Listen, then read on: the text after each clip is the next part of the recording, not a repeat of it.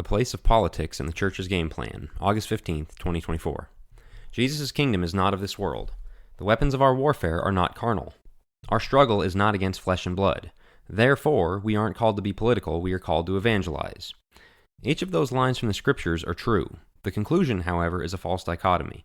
Though the kingdom is not of this world, it is still operating in this world. And while we're in a spiritual battle, it's taking place on a number of physical battlefields. While the church in the first century wasn't terribly political, though they were more than you might think, as I discussed below, that does not mean it was never going to grow into political influence. So, starting from the Great Commission, how do you fit politics into the church's mission? Honestly, it's a pretty clear path. Evangelize. This is the easy one. We all agree the gospel should be proclaimed to all nations. Preach death, burial, and resurrection, and if they believe, teach them repentance and baptism, Acts 2:22-36. No problems here. After you evangelize, you make disciples. Longtime readers will know evangelism and the Great Commission are not synonyms. The Commission requires teaching them to obey all He commanded, and that isn't just a generic message of love God, love others. It's all of the Bible's clear commandments, and it's the biblical principles that lead to maturity.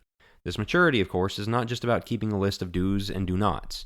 It's also about being able to discern what is good and evil, Hebrews 5:14, and striving to learn what is pleasing to God, Ephesians 5:10. This is where you get into the uncomfortable parts of lives and start letting the Spirit surgically remove the worldliness that is so deeply embedded. As you make disciples, you begin to build culture. Christianity, if taught to maturity, will create a uniquely Christian culture. One hallmark of such a culture would be the Christian home, in which husbands are strong, virtuous, caring leaders and providers, and wives are kind, submissive, modest helpers.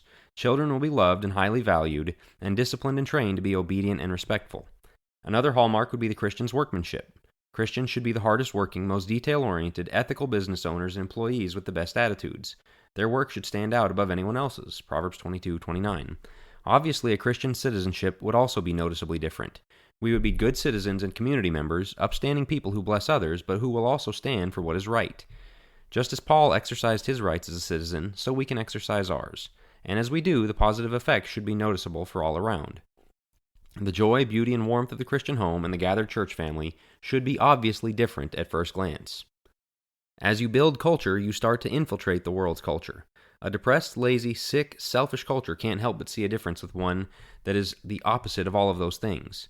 But this doesn't mean everybody's going to love us. A lot of people like the external trappings of Christianity, but still are aghast at the underlying teachings that create such trappings. But at least they'll be forced to choose between what they know is better and what they feel is more comfortable. As our culture leavens the world's culture, we begin to influence power. Oddly enough, Jesus told his disciples they would stand before governors and kings, Matthew 10:18, and in short order they were doing exactly that. Paul was thrilled to announce that the gospel had infiltrated the Praetorian Guard, Philippians 1:22, and highlighted Caesar's household among the new converts, Philippians 4:22. Paul also preached to Felix, Festus, and Agrippa. We see in these interactions a curiosity toward and protection for Paul and his companions from the rulers, even if the rulers themselves were not converted. If in the first generation of the church rulers were already being challenged with the gospel, why would we expect the gospel's advance to stop there? Isn't it a good thing for rulers and the nations to pay homage to the Son, lest they be shattered by him? Psalm 2:9-12. But when you mix religion and politics, you get politics, someone would counter. That someone is a person who is admitting they are ignorant of 2,000 years of Christian influence and the way the West was transformed by it. When you mix religion and politics, human sacrifice stops, the slave trade stops, mistreatment of women, children, and unskilled labor stops, rights are acknowledged, and the list goes on. The ingratitude it takes to utter that phrase is staggering. As we influence power, power influences culture. It cannot be understated how badly most people overlook the effects of social engineering. People don't just believe what they are logically convinced of, they often believe what they're encouraged to believe. Many people aren't pro-LGBT because they believe in it.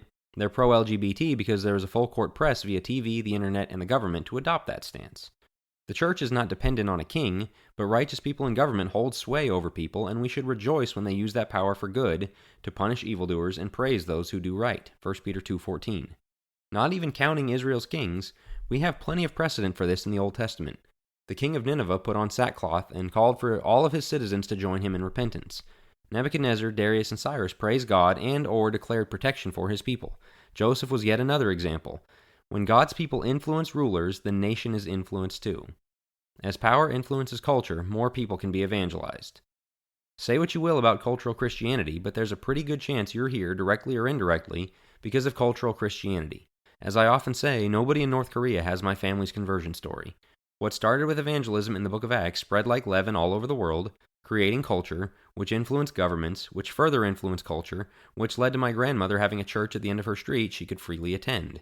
I thank God that all of the people who made that possible over hundreds of years didn't have the myopic, atomized view of today's anti-political Christians.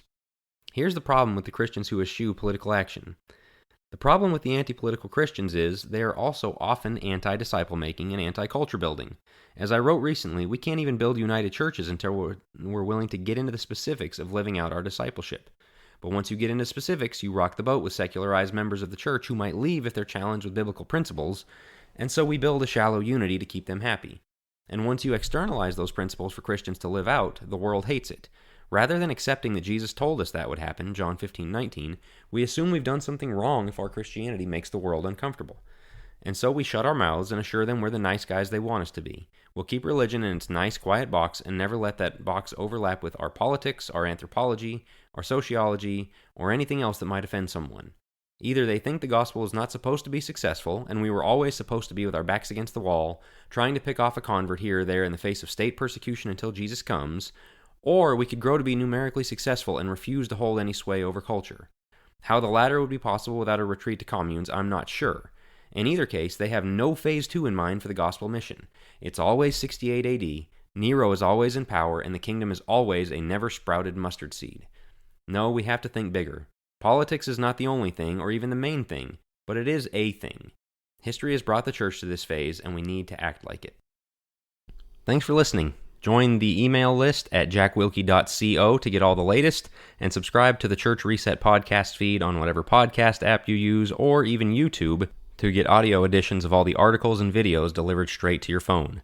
To become a supporting listener, again go to jackwilkie.co, where you can become a monthly or annual supporter. If you enjoyed this article, one of the best ways to support my work is by sharing it with others, whether via the podcast feed or by sharing the link via email or social media from the site jackwilkie.co. Thanks again.